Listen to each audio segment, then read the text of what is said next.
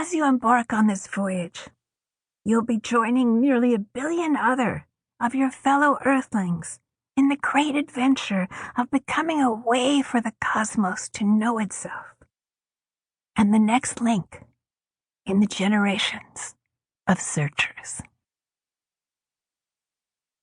For Druyan. In the vastness of space and the immensity of time, it is my joy to share a planet and an epoch with Annie. Reflections on Carl Sagan's Cosmos by me, Neil deGrasse Tyson.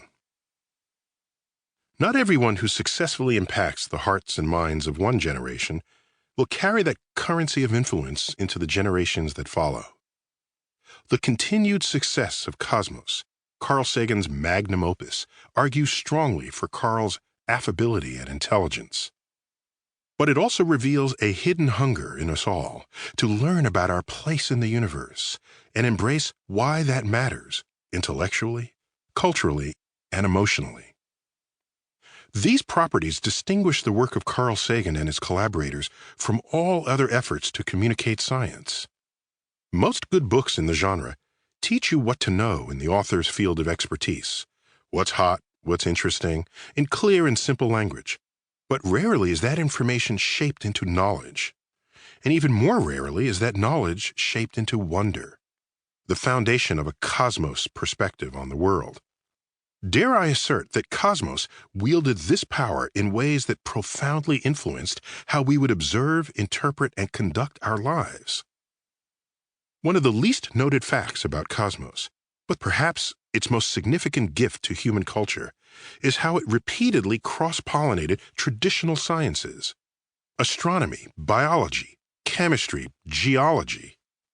When taken separately, each of these fields is noble and time-honored. But when taken together, when Cosmos wove them into a tapestry of insight on our place in the universe, their juxtaposition became potent and indelible.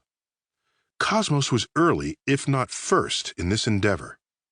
In the decades that followed its publication, we would see the rise of hybrid fields of study, such as astrobiology, astroparticle physics, astrochemistry, planetary geology, some still donning their hyphens.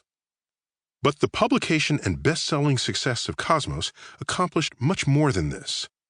The book's treatment of scientific topics was persistently blended with other traditional fields of study, such as history, anthropology, art, and philosophy, to reveal for the first time how and why readers should embrace all the ways that science matters in our culture.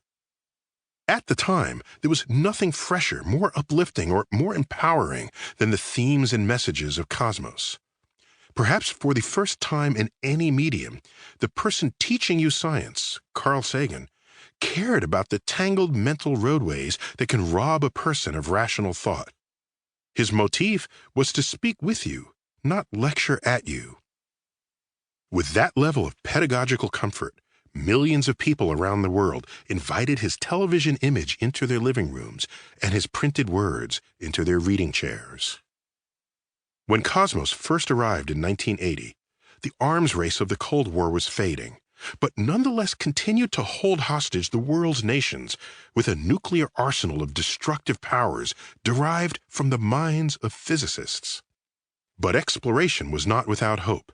NASA had already landed Viking on Mars, 7 years after we walked on the Moon, and the twin Voyager space probes continued their flyby tour of the Jovian planets, on their way out of the solar system altogether. All headline news, but much more was to come. The space shuttle had not yet flown. The International Space Station existed only on paper. The Hubble Space Telescope was 11 years from launch. The first exoplanets, worlds orbiting suns other than our own, were 15 years from detection.